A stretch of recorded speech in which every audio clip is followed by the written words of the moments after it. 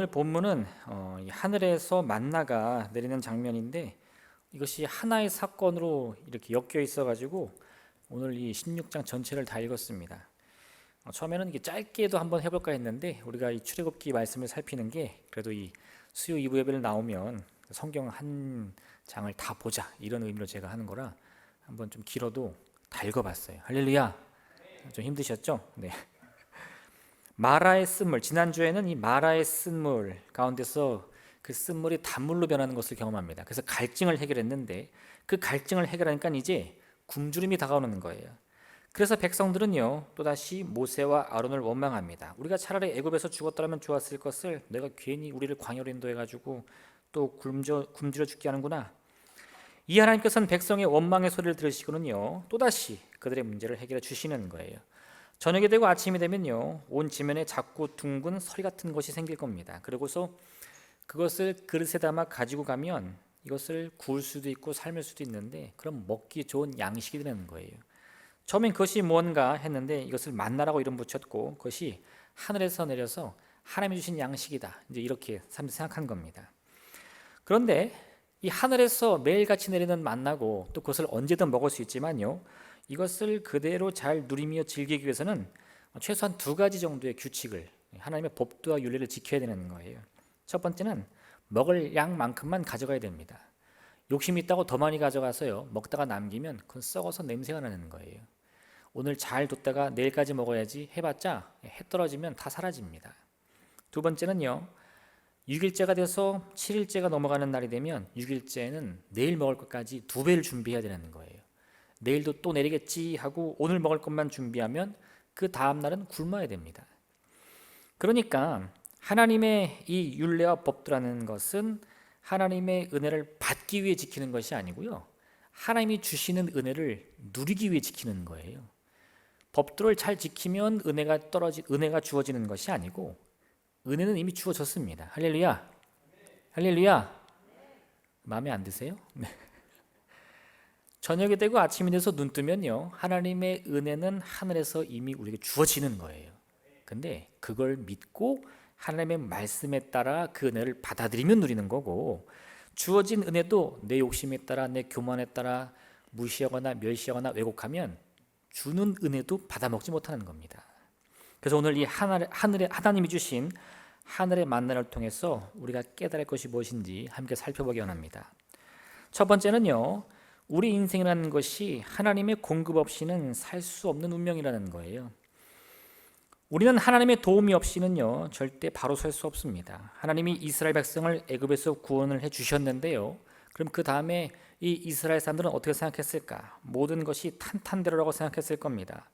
애굽의 국경만 넘으면 다 끝날 거라고 이제는 모든 것이 다 이루어질 거라고 소망했을 거예요. 우리가 기도를 하다가요 내 간절한 기도가 응답되는 순간 우리는 어떤 상상을 하느냐? 야 이제 내 인생 다 끝났다 이렇게 생각하는 거예요. 우리 학생들이 중학교 3년 고등학교 3년 열심히 공부하다가 자기가 원하는 대학에 딱 붙었어요. 그럼 어떻게 생각하죠?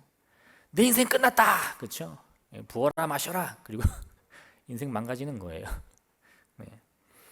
하나의 문제가 해결됐다고 해서요 우리 운명이 완전히 해결되는 것이 아닙니다. 하나의 문제가 해결되면 또 다른 문제가 다가오는 거예요. 우리가 출애굽 여정을 살펴보면 그걸 잘 아는데 바로를 무릎 꿇렸습니다. 그리고 애굽을 나왔더니 어떻게 됐죠? 홍해를 만났죠. 홍해가 갈라집니다. 그랬더니 어떻게 됐죠? 갈증이 찾아옵니다. 그리고 갈증을 해결했더니 또 어떻게 돼요? 이제는 배고픔이 찾아오는 거예요. 우리 인생의 문제는 쉽게 사라지지 않습니다. 언제나 첩첩산중처럼 산 넘어 산이에요. 지금 이 산을 넘으면 또 다른 산이 있습니다. 그래서 우리는 내 인생이라는 것은 끊임없이 하나님의 공급을 간구해야 하는 그런 운명이지 하나님이 내 기도 한번 응답해 주셨다고 해서 혹은 내가 바라던 꿈 한 번 정도 성공했다고 해서 나는 끝났다 생각하면 큰 오산이라는 거죠. 제가 예전에 이런 우스갯소리를 들은 적이 있습니다. 우리가 흔히 듣는 이 어린이 동화를 보면요 이 대부분의 이 이야기 흐름이 비슷한데 아름다운 공주가 이 젊은 왕자를 만납니다. 그리고 여러 가지 문제가 닥쳐오는데 그걸 다 해결해서 서로가 서로에 대한 마음과 사랑을 확인하면 이제 결혼식을 올려요. 그러면 이 결혼식이 그 성대한 장면이 열리면서요 이야기가 끝이 납니다. 둘이 만나 행복하게 살았더라 끝. 네, 그죠? 대부분이 그래요.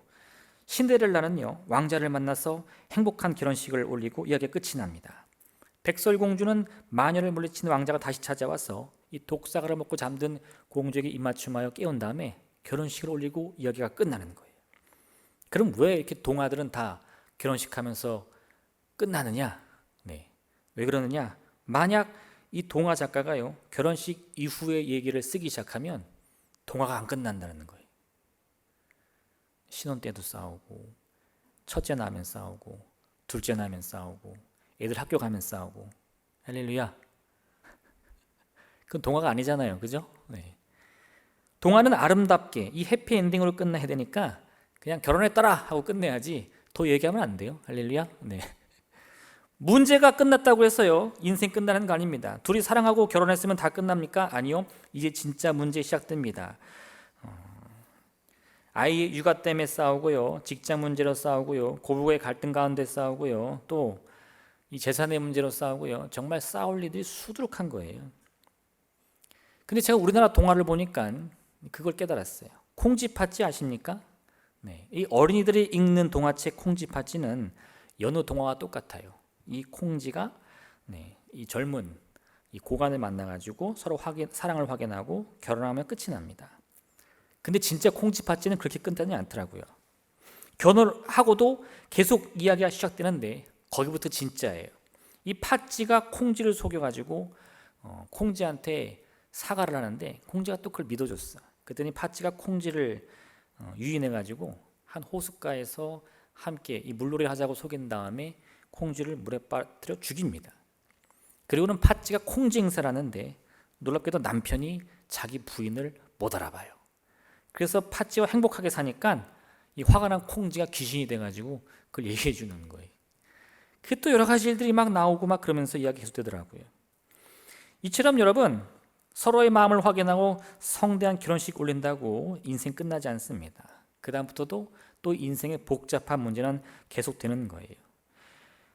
애굽의 바로가 하나님 앞에 무릎을 꿇었다고 해서요, 우리 인생 이제 탄탄대로로 나가는 거 아닙니다. 여전히 우리가 넘어야 할 산들은 홍해도 있고 갈증도 있고 배고픔의 문제도 있는 거예요.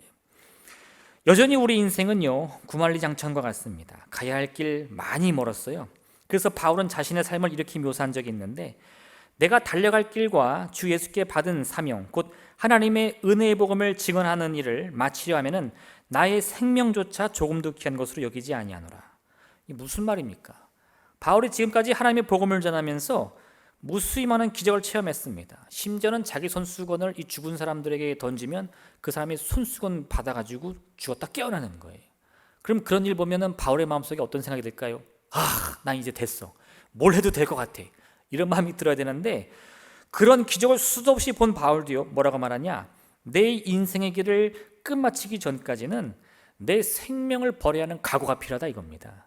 왜요? 그는 알았던 거예요. 아무리 하나님의 그 놀라운 응답과 능력이 나와 함께한다 하더라도요, 그것으로 다 끝나는 게 아니라 매 순간 하나님께로부터 능력을 공급받고 은혜를 공급받고 소망을 공급받아야 한다는 것을 말입니다. 우리 인생도 다를 것이 없습니다. 문제의 크기나 기한의 차이는 있겠지만 언제든 문제는 찾아올 것이고 우리는 그 문제를 오늘도 넘어야 할 것입니다. 우리의 연수가 70이요 강건하면 80이라도 그 연수의 자랑은 수고와 슬픔뿐이요 신속히 가니 우리가 날아가나이다. 욥기 5장 7절은 이렇게 말씀하는데, 사람은 고생을 위하여 났으니 불꽃이 위로 날아가는 것 같으니라. 인생을 한마디로 정의하면 무엇입니까? 그것은 끝없는 문제와 수고 또 슬픔 속에 있다는 거예요. 그러면 우리는 거기서 절망해야 됩니까? 아니요. 그렇기 때문에 우리는 매 순간 우리의 인생 가운데 주님을 찾고 또 의지해야 된다는 겁니다. 오늘 하나님의 응답을 받았다고 해서요, 마음 놓고 흥청망청 살 것이 아니라 내일은 또다시 새로운 주님의 은혜를 기대하며 소망해야 된다는 거예요. 주님만이 우리의 이 깊은 어둠과 고통에서 우리를 끊임없이 건져줄 수 있습니다. 내가 너 한번 건져줬지 이게 아니고요, 매 순간 우리에게 찾아와서 우리를 문제로부터 건져주신다는 거예요. 시편 50편 15절은 이렇게 고백하는데, 환난 날에 나를 부르라. 내가 너를 건지리니 내가 나를 영화롭게 하리로다. 신명기 4장 29절은요, 그러나 내가 거기서 내 하나님 여호와를 찾게 되리니 만일 마음을 다하고 뜻을 다하여 그를 찾으면 만나리라. 무슨 말씀입니까? 오늘 만났다고 해서 끝난 것이 아니라 내일도 또 찾고 구하며 간절히 바라라는 거예요. 그렇게 주님을 매 순간 만나면서 하나님께로부터 끊임없이 공급받아 이 반복되는 인생의 문제를 계속해서 극복해야 된다 이겁니다. 그럴 수 있는 이유가 히브리서 13장 8절에 나오는데 예수 그리스도는 어제나 오늘이나 영원토록 동일하시니라. 어제 응답하신 주님은요, 오늘도 응답해 주십니다. 오늘 내게 응답 주신 하나님은요, 내일도 반드시 응답해 주시는 거예요. 우리가 그런 주님의 동일하심을 믿기 때문에 다시 한번 주님께 의지하고 주님을 아뢰고 주님께로부터 응답을 간구할 수 있는 거죠.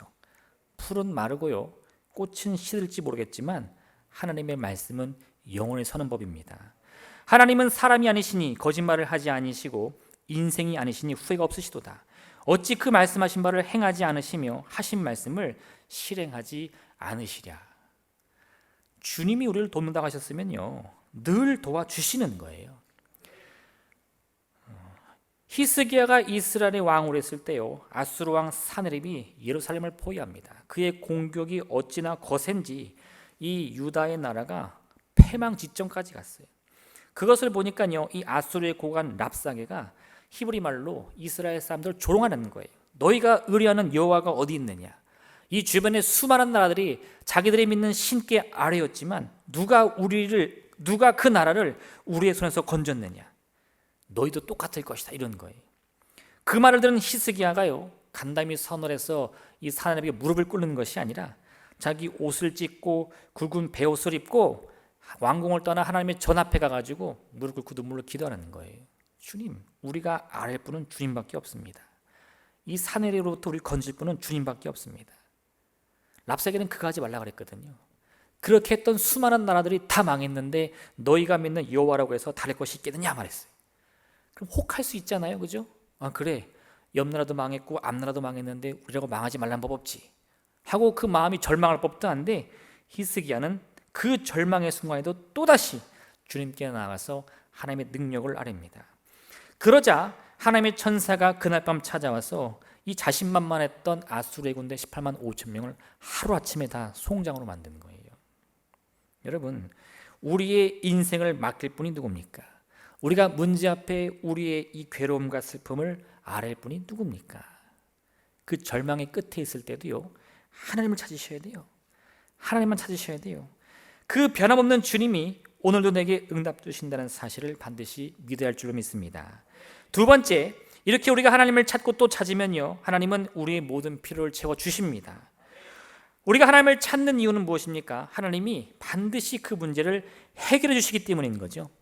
이스라엘 백성은 광야에서요, 끊임없이 문제를 만납니다. 그런데 그 이야기를 쭉 읽어보면 하나님은 그때마다 이 백성들을 찾아와서 문제를 하나하나 해결해 주시는 거예요. 백성들은 어떤 생각이 드느냐? 아니, 내가 어제 목말라 죽을 뻔했는데 물을 주실 거면, 기왕 응답해 주실 거면 배도 채워주시지, 그죠? 그 마라의 쓴물을 단물로 바꾸셨는데 물 먹을 때 막 스테이크 맛이 나고 돈가스 맛이 나면 얼마나 좋겠어요. 그럼 굶줄 일이 없잖아요. 근데 그걸 안 해주시니까 원망에 쓰는 거예요. 아니, 어제는 물 주셨는데 오늘 왜 이렇게 배고파 굶어 죽게 합니까? 차라리 나를 애굽의 종으로 사다 죽게 만들지 왜 귀찮게 광야까지 끌고 나와서 여기서 굶주리게 하십니까? 이거예요. 그게 우리 마음이죠. 그런데 여러분, 잘 생각해 보세요. 내 인생이 여기까지 오는 동안 그 반복되는 수많은 문제를 만났는데 어떻게 여기까지 왔습니까? 하나님이 그때그때마다 나에게 도움을 주시는 거예요. 때로는 그게 내 성에 안 찰 수도 있죠. 내 생각에서 크게 빗나갈 수도 있죠. 근데 가만 생각해 보면 나는 마음에 원망 불평 가득했는데 그러한 순간에라도 주님의 도움이 있었기 때문에 내가 이렇게 여기까지 왔다 이거예요. 여러분, 우리는 때로 문제를 만나면 그 문제를 피하면 일이 해결된다고 착각합니다. 내가 지금 광야에 나와서 굶주리니까 차라리 광야에 나오지 않았더라면, 그럼 내 인생 행복하지 않았을까? 내가 애굽의 노예로 살더라도 거기는 고기가 가마가 있으니까 굶주리지 않지 않았을까? 그러면 왜 이미 그 애굽의 노예였을 때 하나님께 그렇게 부르짖고 간구했습니까? 거기서 살 수가 없어요. 거긴 절망과 죽음입니다. 그래서 살려달라고 소리쳐서 하나님이 그들을 구원해 주셨는데, 이제 이 광야에서의 굶주림이 찾아오니까 그 개구리가 올챙이서 생각 못하고요, 그때를 봐면서 후회하는 거예요. 차라리 그때 기도하지 말걸. 차라리 그때 계속 애굽의 노예로 살걸. 사울 왕은요, 아말렉과 전쟁을 하는데 하나님께서 그 모든 왕과 백성과 그의 소유를 무엇도 남기지 말라고 말씀하십니다. 그런데 전쟁에서 크게 승리를 하니까 마음이 바뀐 거예요. 왕도 살려주고 그가 소유한 것 중에 아주 좋은 가축들을 다 자기가 독차지합니다. 사무엘이 이게 어찌된 일입니까? 물어봤더니요, 하나님을 위해서 그랬습니다 라고 변명하는 거죠. 왜요? 문제만 피하면 문제 없겠지라는 거예요. 가인은 하나님께서 자신의 재물을 받지 않으니까요, 무슨 생각합니까? 저 동생 아벨만 죽이면 모든 문제가 해결되겠구나 생각하는 거예요. 이처럼 우리 인간들은요, 죄의 유혹 앞에 너무 쉽게 무너집니다. 문제를 피할 궁리만 하는 거예요. 하나님께 아뢰어 하나님의 능력으로 문제를 돌파할 생각하는 것이 아니라 어떻게 하면 피해갈까? 어떻게 하면 없던 일로 할까? 우리 눈앞에 있는 이 문제와 고통과 괴로움을요, 잠시 외면한다고 해서, 잠시 내 눈을 가린다고 해서 저절로 해결되지 않습니다. 아담과 하와가 선악과를 먹으니까 하나님이 그들을 부르시는 거예요. 아담아 내가 어디 있느냐? 어떻게 했죠? 숲을 뒤에 숨는 거예요. 하나님의 낯을 피하면 좀 해결되겠지. 그냥 없던 일이 되겠지. 우리가 아무리 그 문제를 피하려고 한다 할지라도요, 문제는 사라지지 않습니다. 오히려 그 죄의 능력은, 그 권세는 여전히 우리와 함께하며 우리 인생을 더 깊은 수렁으로 빠뜨리는 거예요. 우리가 이 문제를 해결할 수 있는 유일한 길은요, 주님을 만나는 겁니다. 그 고통과 슬픔 속에서도 주님을 찾는 거예요. 이 죄의 권세라는 것은요, 언제나 우리 인생을 슬픔으로만 가득 채웁니다. 하나님이 주시는 이 인생과 생명도요, 그 날수를 다 채우지 못하도록 저주하는 거예요. 질병 때문에, 스트레스 때문에, 가정의 문제 때문에. 그래서 막 화병에 내 주어진 인생 아름답게 살지 못하고요, 차라리 죽어버리자라는 생각을 하게 되는 거죠. 이것이 전부가 아니에요. 우리 인생과 운명이 우리의 죄와 허물로 인해서 저주를 가득하니까 이제는요, 하나님은 독생자 예수 그리스도를 통해서 우리 운명을 바꾸는 계획을 하십니다. 마지막 낭떠러지에 몰린 이 저주받은 인생이 또다시 하나님의 개입을 통해, 하나님의 이 전능하신 권능을 통해 바뀌는 길을 얻게 되는 거예요. 이처럼 여러분, 우리 인생의 문제는 계속 찾아올지 모르지만 하나님은 반드시 그 문제를 해결해 주십니다. 병든 자에게는 의사로 찾아오시고요, 마음에 슬픔이 있는 자에게는 위로자로 찾아오시고요, 또 깊은 어둠과 절망에 빠진 이들에게는 구원자의 모습으로 찾아와 주시는 거예요. 그러니 여러분, 우리가 육신의 질병으로 고통받는다고 해서, 마음의 슬픔으로 고통받는다고 해서 절망할 필요 없습니다. 하나님을 또 찾고 또 찾으면 반드시 만날 것이요, 우리를 찾아오신 주님이 우리의 문제를 해결해 주실 것입니다. 나의 하나님 그리스도 예수 안에서 영광 가운데 그 풍성한 들은 너희 모든 쓸 것을 채우시리라. 오늘 이스라엘 백성에게 주어진 하늘의 만나는요, 이처럼 우리의 필요를 채워주시는 하나님의 그 능력과 또 자비하심과 사랑에 대한 명백한 증거입니다. 만나는 우리의 수고와 노력으로 얻는 게 아니에요. 내가 공부를 열심히 한다고 해서, 노력 많이 한다고 해서 내일 아침 하늘의 만나가 우리 주변에 놓여지는 게 아닙니다. 우리가 절체절명의 순간, 굶주림으로 인해 이 생명을 다 빼앗기려고 하는 그 경각의 순간에 하나님이 나를 구원하시게 주시는 은혜의 선물인 거예요. 그래서 우리는 하나님의 그 귀한 손길을 믿음으로 누리면 되는 겁니다. 근데 한 가지 기억할 것이 있는데요, 뭐냐? 하나님이 우리가 주시는 이 체험이라는 것은요, 우리가 막 욕심내고 교만으로 구한다고 해서 다 주시는 것이 아니라 꼭 필요한 것을 주신다는 거예요. 야고보서 4장 2절과 3절은 이런 말씀을 우리에게 주시는데, 너희가 얻지 못하면 구하지 아니하기 때문이요, 구하여도 받지 못하면 정욕으로 쓰려고 잘못 구하기 때문이라. 우리가 때로는 기도할 때 응답이 안 될 때가 있습니다. 내가 뭔가를 간절히 바람에도 불구하고요, 그 길이 열리지 않을 때가 있어요. 우리는 하나님이 왜 내 기도에 응답 안 해주시나, 이 착각에 빠지는데, 내가 정성이 부족했나? 내가 노력이 부족했나? 아니, 그게 아닙니다. 응답이 안 되는 기도는 그 의미가 다 있는데, 하나님이 응답을 주셔도 내 인생에 별로 도움이 안 돼요. 오히려 응답을 안 주시는 것이 내 인생에 더 도움이 되는 겁니다. 그러니까 우리가 왜 이 기도는 응답이 되고 왜 이 기도는 응답이 안 되나? 내가 뭐 문제가 있나? 여러분 고민하실 필요 없어요. 여러분에게 문제 있는 게 아니라 우리의 그 인생의 미래에서 하나님이 주시는 그 응답이 도움이 되면 반드시 주실 것이요, 응답을 줘도 별 의미가 없거나 오히려 그것이 해가 된다면 그 기도는 응답이 안 됩니다. 그럼 우리는 어떻게 내게 유익이 되는 기도 제목이, 어떤 제목이 내게 유익이 되고 어떤 제목이 해야 되는지를 알 수 있죠? 그건 우리는 알 수 없어요. 할렐루야. 네. 내가 갖고 있는 이 기도 제목이 나중에 이 미래에 내게 도움이 될지 안 될지 우리는 모릅니다. 그럼 어떻게 해야 돼요? 무조건 기도하는 거예요. 어떤 제목이든 기도하는 겁니다. 근데 여기서 기도할 때 응답은 하나님께 맡기는 거예요. 내게 유익이 되는 거라면 응답해 주시고, 내게 유익이 되지 않는 거라면 응답이 되지 않더라도 원망 불평하지 않는 겁니다. 그러면 돼요. 그럼 문제는 간단히 해결됩니다. 왜요? 지금 내 마음에 있는 기도의 소원이 정말 꼭 필요한 건지 아닌지 내가 고민할 것이 아니라 무엇이든 주 앞에 기도하고 간구하고요, 하나님의 응답을 믿음으로 기대하면 돼요. 그럼 어느 순간 응답이 내리면 이것은 하나님이 내게 바라시는 것이고요, 오랜 시간이 지나도록 응답이 되지 않는다면 이것은 내게 유익이 되는 것이 아니구나 라고 훌훌 털고 일어나면 됩니다. 하나님이 주시는 체험이라는 것은 욕망을 채우기 위한 그런 도구가 아닙니다. 하나님의 선하신 뜻을 이루어가기 위한 하나님의 계획이 있는 거예요. 그러면 우리는요, 이런 하나님의 법칙만 잘 이해한다면 응답이 돼도 감사하고 응답이 되지 않아도 감사하는 그 기쁨 속에서 무엇이든 주 앞에 기도할 수 있는 힘을 얻게 된다는 겁니다. 그렇게 우리는요, 응답의 여부를 통해서 우리 자신이 필요한 것이 무엇이며 하나님이 바라시는 선한 방향이 어딘지를 깨닫게 됩니다. 우리는 무엇보다도요, 우리 자신이 바라는 그 소원을 반드시 기도해야 되는 거예요. 응답의 여부에 매달릴 것이 아니라 그냥 내 마음에 소원이 있다면 무조건 기도하는 거예요. 그럼 하나님이 알아서 다 응답해 주시니까.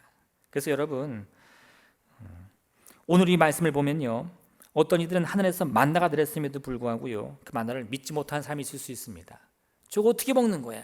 어떻게 생겼는지도 모르는데 저걸 먹고 죽으면 어떡해? 몸이 상하면 어떡해? 그럼 그런 사람들은요, 하나님이 그 만나를 매일같이 내려주셔도 그 먹지 못합니다. 영원히 굶주림 속에서 살아가는 거예요. 하나님이요, 반드시 나의 필요를 채워주시고 그 체험 속에는 하나님의 선한 뜻이 있다는 믿음이 있는 사람만 매일같이 부지런히 나가서 그 만나를 거둘 수 있는 거죠. 그래서 여러분, 하나님의 선하신 뜻을 믿으시기 바랍니다. 그리고 나를 채우시는 주님에 대한 신뢰를 가지세요. 그러면 우리의 기도는 더욱 힘이 있을 것이고요, 더 간절함이 있을 것이고요, 더욱더 응답에 가까이 가게 될 줄로 믿습니다. 마지막 세 번째는요, 이 만나라는 것은 믿음으로 거두는 겁니다. 하나님은 우리의 모든 삶을 다 주관하시며 인도해 주시지만요, 그렇다고 우리가 아무것도 안 해도 된다, 이건 아니에요. 하나님의 응답이 우리에게 주어진다고 하더라도요, 우리 인생은 저절로 이루어지지 않습니다. 오늘도 보세요. 하늘의 만나가 매일같이 이 주변에 내리는데 그것이 내리면 막 갑자기 스스로 자기가 막 요리가 돼가지고 구워지고 삶아져서 우리 입속에 쏙 들어가는 게 아닙니다. 그렇죠? 오늘 아침에 눈을 뜨면 온 사방이 하나님의 만나로 가득한데, 그럼 그 다음에 어떻게 해야 되죠? 저걸 먹으면 내게 힘이 생긴다 라는 믿음을 가지고 매일 아침 나가서 그걸 그릇에 담아야죠. 그런 내가 먹고 싶은 대로 굽기도 하고 삶기도 해서 내 입에 넣어야죠. 그래야 힘이 되지 않겠습니까? 이처럼 우리는 매일같이요, 기대감을 가지고 주님께로 나아가야 하나님 주신 그 만나를 거둘 수 있습니다.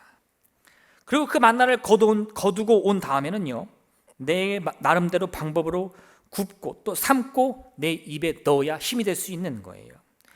하나님의 은혜란 바로 이와 같습니다. 하나님의 은혜라는 것은 마치 완성된 음식처럼 뚝딱 나오는 것이 아니고요, 이건 여러 가지 맛있는 음식을 만들 수 있는 재료와 같아요. 우리에게 많은 요리의 재료가 딱 주어진다고 생각해 보세요. 야채도 있고 고기도 있고 막 다 있어요. 그럼 그것으로 그 다음에 어떻게 해야 되죠? 내가 어떤 음식을 만들어 먹을까 하고 고민한 다음에 열심히 요리를 해야죠. 그래야 먹을 수 있는 거예요. 그런데 그런 풍성한 재료를 받고서도 아유 귀찮다, 저 먹어서 못하나 라고 여전히 그 마음 가운데 이 게으름과 낙심 가득하면요, 그 음식을 눈앞에 두고도 매일같이 굶주리는 거죠. 예전에 그런 경험이 있는데, 제가 어렸을 때 저희 부모님이 저희 아버지 부모님 두 분이 다 이제 부부 동반으로 어디 1박 2일 놀러 가셨어요. 놀러 가시기 전에 저랑 제 형님한테 엄마가 백숙 맛있게 해놨으니까 엄마 아빠 없으면 그걸 이렇게 퍼서 먹어라 이렇게 하시는 거예요. 그 아침에 일어나 보니까 엄마 아빠 나가시고 보니까 부엌에 이만한 곰솥이 있더라고요. 그래서 저기 맛있는 백숙이 있구나 하고 뚜껑을 딱 열어봤는데 웬 닭이 이렇게 혼자 있더라고요. 이렇게 털에 쏙 뽑힌 닭이. 어린 나이에 그걸 보니까요 어찌나 징그럽던지 손도 못 대겠는 거예요. 형이랑 저랑 그것을 가만히 보다가 그대로 뚜껑을 덮어가지고 라면을 끓여 먹었어요. 이틀 동안. 저희 부모님이 다시 오셔가지고 곰솥을 열어봤는데 어때요? 여전히 닭이 그대로 있는 거죠. 네. 요리를 할 수 있는 용기가 없다면요 주어져도 먹지 못하는 겁니다. 하나님이 주지 않아서 받지 못하는 것이 아니고요, 하나님이 아무리 풍성한 응답과 은혜로 내게 베풀어 주신다 할지라도요 그걸 누릴 믿음이 없으면 그건 건드려 보지도 못해요.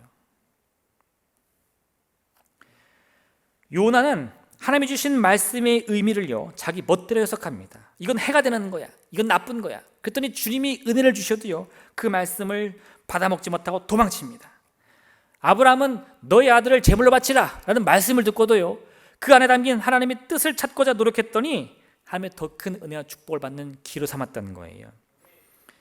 제가 예전에, 지금은 고인이 되셨지만요 그 여도순범교 조영희 목사님의 간증을 들은 적이 있습니다. 설교 듣다가 깜짝 놀란 적이 있는데, 이 조영희 목사님 이야기 유명하잖아요.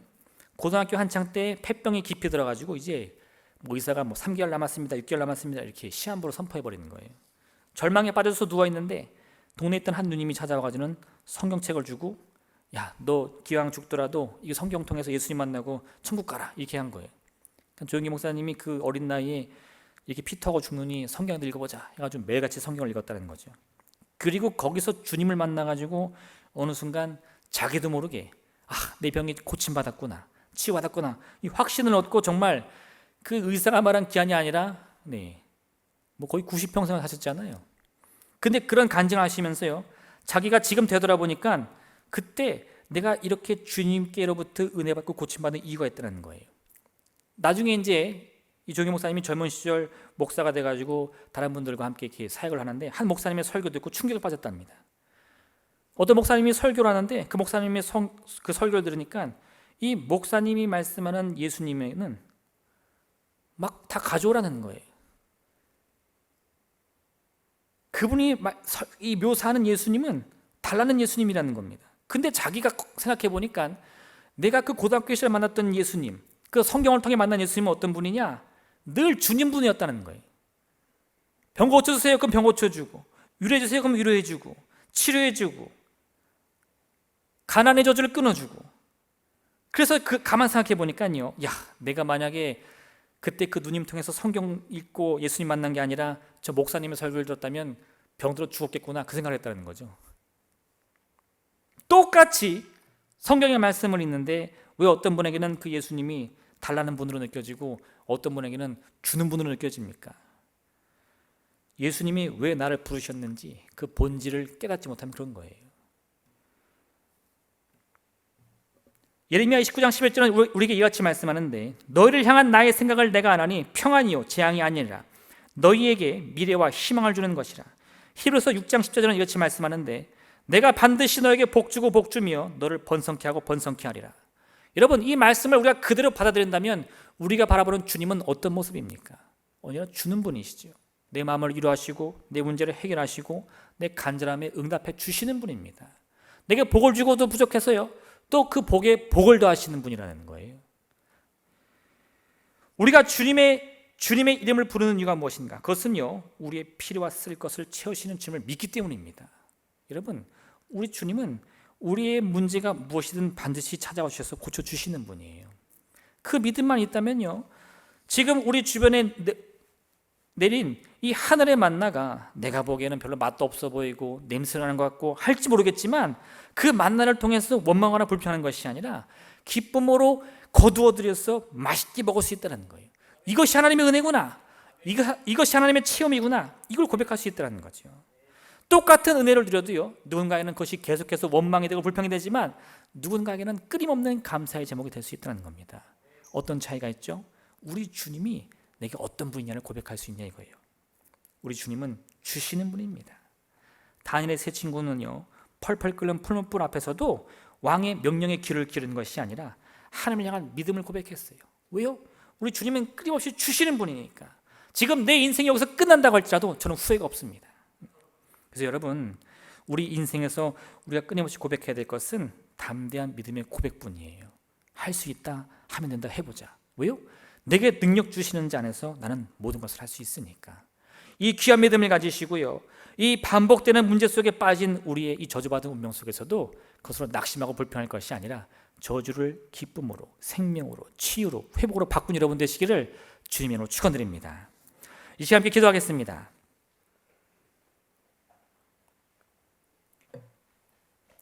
오늘의 말씀을 기억하면서 이스라엘 백성들은 그 굶주림 속에서 다시 한번 후회하고 원망 속에 과거를 되돌아봤지만, 하나님, 우리는 믿음의 결단을 통해 응답의 주님을 소망하게 도와주시옵소서. 다시 한번 십자가 앞에 나와 우리의 마음의 손을 간절히 아뢰며 기도하게 도와주시옵소서. 응답의 주님을 소원하여 오늘 이 밤 만나게 해 주옵소서. 우리 주님의 이름 삼으로 간절히 기도하겠습니다.